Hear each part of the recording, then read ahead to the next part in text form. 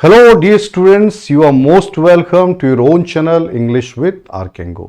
आपके साथ लेके आया हूं SSC combined graduate level set 14 2024 यानी 2024 के जो sets combined graduate level English के कंडक्ट हुए थे जो एग्जाम, उनके सेट्स आप तक आ रहे हैं और यह है सेट नंबर 14। आपके साथ में दिखा देता हूं एक बार। ये देखिए, ये है टीयर 1 2024 सेट 14 और क्वेश्चन 1 इनकरेक्टली स्पेल्ड है। तो टेराकोटा, टर्शियल, टेरासाइट और टेंजिबल, इनमें से कौन सा वर्ड है जो गलत स्पेलिंग लेके चल रहा है? तो फटाफट आप अपना कमेंट डाल सकते हैं। देखिए, थोड़ा थोड़ा टाइम तो लेना पड़ेगा ना बच्चों, क्योंकि ये क्वेश्चन सेशन है। तो आपको क्वेश्चन मिलेगा, फिर आंसर मिलेंगे और आपके आंसर के बाद मेरा आंसर आएगा।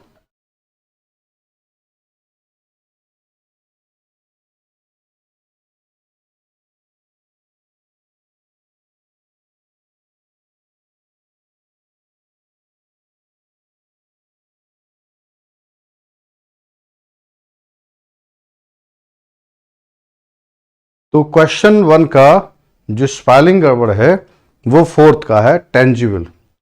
इसकी स्पेलिंग, और यही ज्यादा आया भी है, टेंजिबल यानी कि छूने और महसूस करने योग्य, छूने या महसूस करने योग्य, which can be touched, which can be felt, which can be touched और विच कैन बी फेल्ट। इसको नोट किया जाए, टेंजिबल नोट कर लीजिए, which can be felt.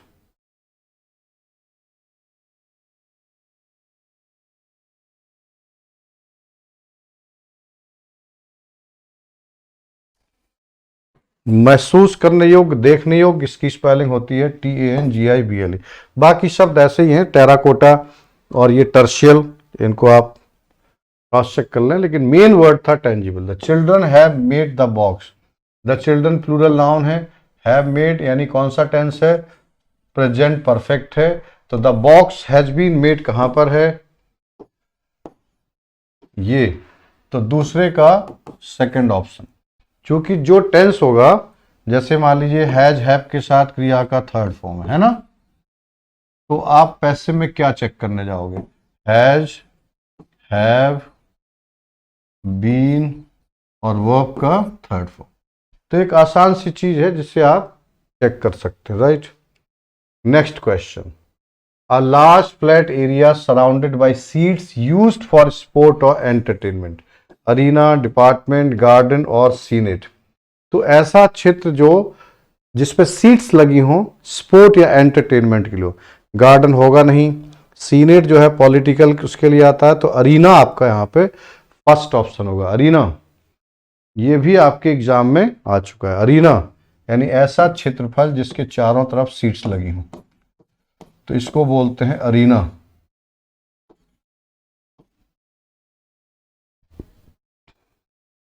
Set question number 4, all his friends admired him because he was a straight shooter.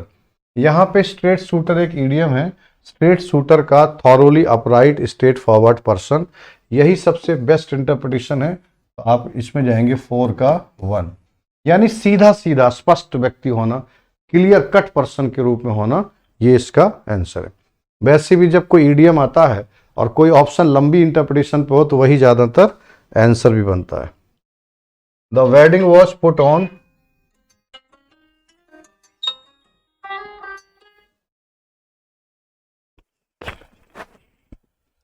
Question को देखते रहिए, check करिए जरा।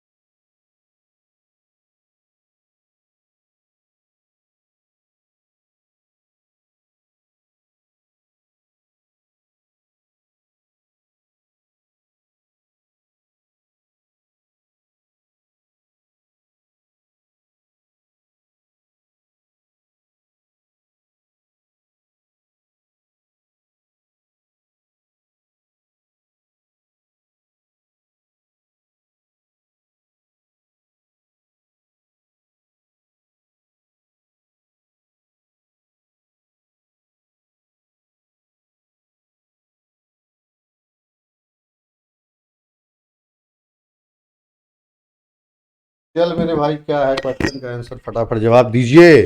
The wedding was put on until January, तो इसका चाहिए इनको, क्या चाहिए, सब्सटीट्यूट, यानी इसकी मीनिंग है ना, अंटिल जनवरी, जनवरी तक के लिए। तो ये फ्रेजल वर्ब करेक्ट नहीं है, ये होता पुट ऑफ। पुट ऑफ का मतलब टाल दिया गया, पोस्टपोन। क्या होता है बच्चों, पोस्टपोन कर दिया गया। तो जो शादी है वो जनवरी तक टल गई है, अब जो है वो उल्टी गिनती चालू करें, दुल्हा और दुल्हन, है ना भाई। देखिए इसमें लगभग सबका मतलब पुट इन पेश करने के लिए आता, पुट डाउन कोई चीज को दबाने का भी और भी पर्सपेक्टिव, पुट अप ये भी कहीं ना कहीं कोई केस डालना, पुट अप करना। ज्यादातर पुट अप और पुट डाउन जो है, इसमें एक एक करके मैं पहले सुना दूं। पुट ऑफ पोस्टपोन करना है, पुट ऑन ये पहनना इत्यादि, जैसे कपड़े पहनना, पहनना कपड़े इत्यादि पहनने के लिए, जैसे I put on my shirt, I put on my jacket, तो ये पुट ऑन भी आपका आता है। पुट इन को जरूर चेक करेंगे, पुट डाउन दबाना, और पुट अप कोई चीज पेश करने के सेंस में आता है, और पुट ऑफ होता है टाल देना, पोस्टपोन। तो हमारा क्वेश्चन यहां इससे सेंटेंस बेटर जाएगा पुट ऑफ से। चले भाई, the was decorated with candle and chocolate everywhere, तो ये फ्लोर होता है, फर्श। ये फ्लोर जो होता है आटा के लिए, ये फ्लोर क्रॉस चेक करना, ये फ्लावर, ये फूल के सेंस में आता है। तो सजा क्या दिया, डेकोरेट माने सजाना होता है, तो क्या सजाओगे, फ्लोर सजाओगे ना, तो ये सजाने वाला फ्लोर है, FLOOR। FLOUR जो आता है वो आटे फाटे का सेंस क्रिएट करता है बच्चों। और एक फ्लोर और है, अगर कुछ है तो देखते हैं इसको, हालांकि इसमें कुछ स्कोप लग नहीं रहा है, इसको कट कर दीजिए। राइट, सबसे सही आपका ऑप्शन ये 6। 5 का भी एक बार याद दिला, 5 का क्या आंसर था, 2, 5 का 2, 6 का 1, 6 का 1। एक बार कही तो मैं रिविजिट करा दूं फटाफट जल्दी से। देखिए फर्स्ट का टेंजिबल था, बाकी सब ये जब जो है टेराकोटा की जो हम लोगों के यहाँ मूर्तियां बनती थी वो है। टर्शियल 3 से संबंधित है, टर्शियरी 3 से। टेरासाइड, इसको क्रॉस चेक करना पड़ेगा, साइड माने हत्या है, तो देखना पड़ेगा कि क्या टेरा से जुड़ता है इसमें। एक बार कहिए तो इसको भी मैं कंफर्म करा दूं, नहीं तो आप लोग परेशान रहते हैं।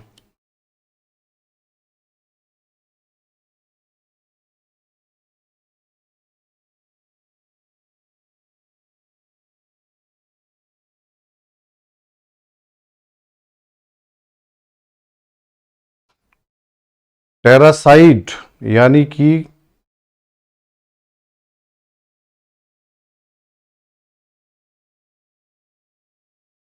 Destruction of a planet.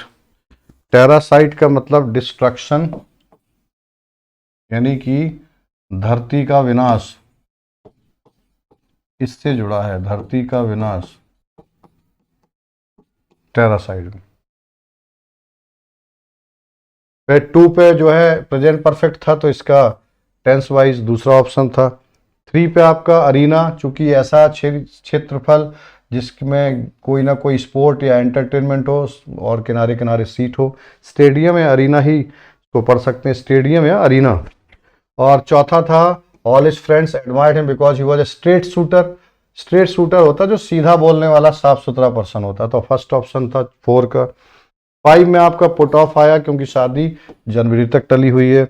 और 6 में आपका फर्श को सजा दिया गया है चॉकलेट कैंडल से, तो आपका फ्लोर आया। अब चलते हैं 7 की तरफ। One who Yeats a lot, जो बहुत खाना खाता है, इसके लिए आता है ग्लूटन, है ना।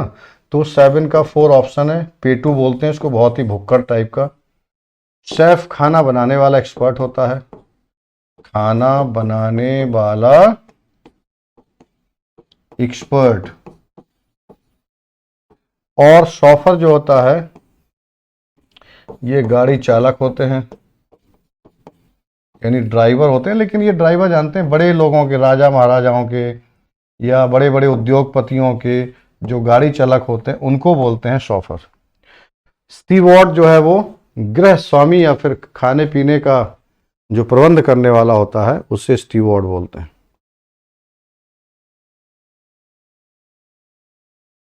नोट कर लीजिए इसको भी।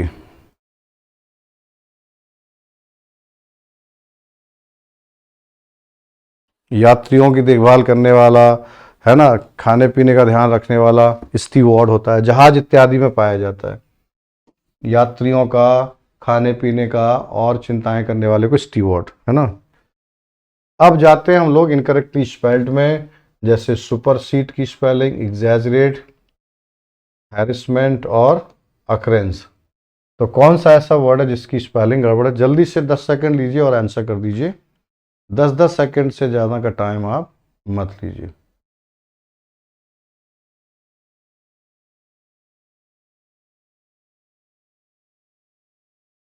देखिए अक्रेंस की स्पेलिंग पे जरा ध्यान डालिए, क्या अक्रेंस गड़बड़ है ना? अक्रेंस में डबल सी होता है और डबल आर होता है ना भाई, डबल सी डबल आर। तो O double C U double R E N C, occurrence, ये होता है घटना। अक्रेंस घटना होता है। हैरेसमेंट उत्पीड़न के लिए आता है, और एग्जैजरेट होता है अतिशयोक्ति, और सुपरसीड होता है किसी से आगे निकलना।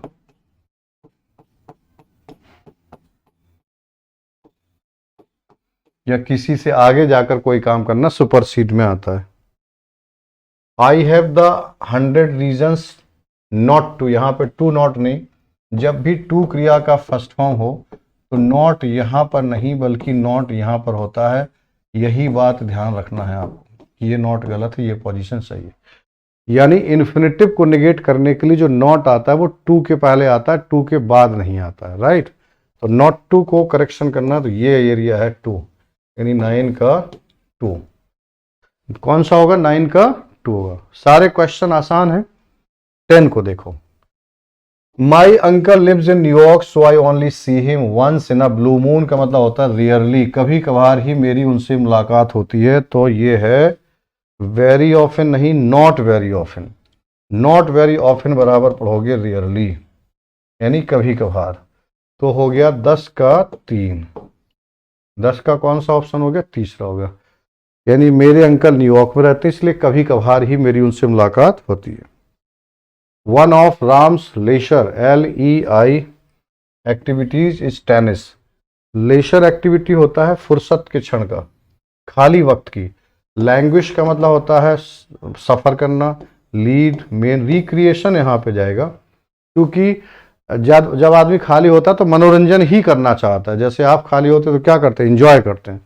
तो आप इसमें जो है रिक्रिएशन के साथ जोड़ेंगे, मनोरंजन। वैसे तो फुर्सत का समय है, लेकिन फुर्सत का समय ही मनोरंजन का समय होता है, इसलिए ये अच्छा क्वेश्चन है, इसको इससे जोड़ेंगे। और लैंग्वेज मतलब होता है कहीं सफर करना, to suffer. Arrange the parts in the correct order, ठीक है, करेक्ट ऑर्डर में लेना है। ए से शुरुआत, डी से, ए से और डी से, यानी ए और डी शुरुआत करेगा। The upper part of the river, और डी क्या? During the previous. अच्छा, प्रीवियस के साथ समय जुड़ेगा तो वीक, यानी डी के बाद सी आएगा, ये भी चेक है क्योंकि प्रीवियस एडजेक्टिव है।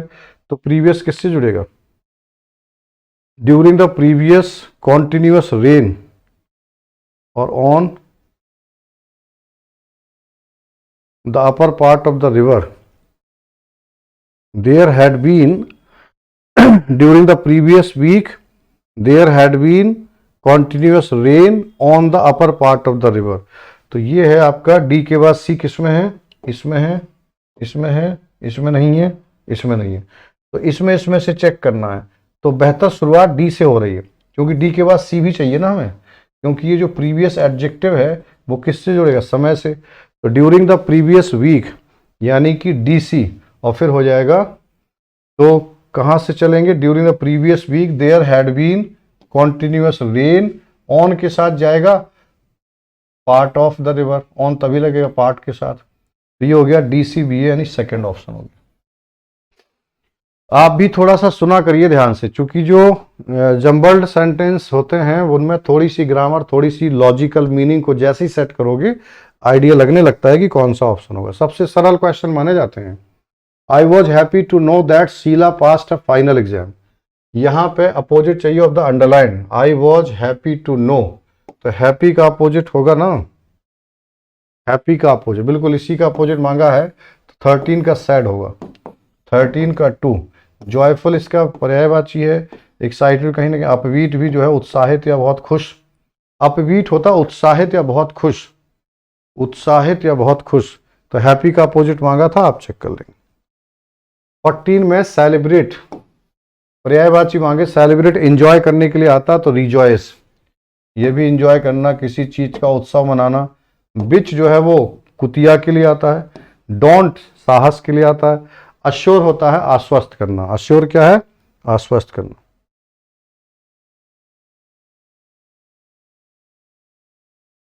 अगला question, see the target by an inch and lost the gold medal. तो उसने जो टारगेट को 1 इंच से लॉस्ट हुआ ना, तो इसका मतलब टारगेट को हिट की जगह क्या किया, मिस किया, तो सी मिस्ड होगा। तो ये आसान क्वेश्चन है 15 का 1। कुछ क्वेश्चन बड़े सरल भी होते हैं। After I retire I started a second career as a writer and published several books. Retire होने के बाद I started a second career as a writer and published several, तो स्टार्ट किया इन्होंने पास्ट में और रिटायर हो रहा है प्रेजेंट में, तो ये होगा आफ्टर आई हैड रिटायर्ड, यानी मेरे रिटायर होने के बाद।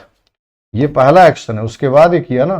तो भूतकाल की 2 घटनाएं हों तो पहली घटना को चाहें तो आप पास्ट परफेक्ट में डाल सकते हैं, दूसरे को पास्ट इंडेफिनिट में। तो कमी आपकी फर्स्ट में है, यानी 2 में।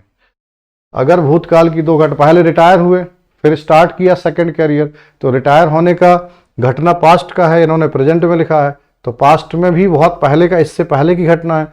तो भूतकाल में अगर अर्लियर एक्शन या 2 घटनाओं में पहले की घटना हो तो पास्ट परफेक्ट सबसे अच्छा टेंस होता है। यहां पे होगा आफ्टर आई हैड रिटायर्ड, ये करेक्शन है इसका। अर्लियर एक्शन है यहाँ पे, द अर्लियर एक्शन, या इसी को बोलते हैं past in past, past in past, और इसी को बोलते हैं बराबर पास्ट परफेक्ट। बराबर क्या पढ़ोगे आप, पास्ट परफेक्ट पढ़ो। 17 शीला फेल्ड ऑल हर क्लासेस। फेल्ड का अपोजिट होगा पास्ट। आसान क्वेश्चन है 17 का 2। तो जो आसान है उस पर समय खराब ना करें, जो टेढ़े मेढ़े उस पर थोड़ा टाइम दे दीजिए आप। अब पीरियड ऑफ 10 ईयर्स, 10 साल का पीरियड होता है डिकेड। डिकेड सेंचुरी 100 साल की आता है। और बायनियम 22 से तो 2 होता है, बायनियम को 2 से 2 साल, 200 साल, या क्या है इसका। ओके जस्ट ए मिनट,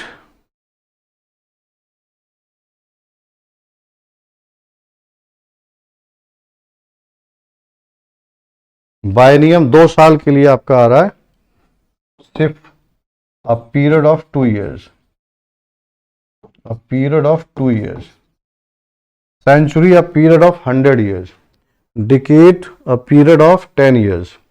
सबको लिख लीजिए, decade a period of 10 years, biennium a period of 2 years, century a period of 100 years. सबको अच्छे से नोट कर लीजिए। और लेस्ट्रम जो है ये होता है a period of, lustrum of 5 years. ये क्या है, a period of 100 years. Period of 100 years, period of 2 years, period of 10 years, और लस्ट्रम होता है पीरियड ऑफ 5 ईयर्स। एक नया शब्द यहां पर भी आ गया। तो आपका जो आंसर है, चूंकि 10 ईयर्स मांगा तो आपका हो गया 3, तो 18 का 3। तो जहां देखो जरूरत है वहां समय दे के हम आपको समझाएंगे, और जहां बहुत स्कोप नहीं वहां जल्दी से हल कराएंगे, ताकि आपका समय भी बचे और ज़्यादा से ज़्यादा क्वेश्चन भी हो जाएंगे।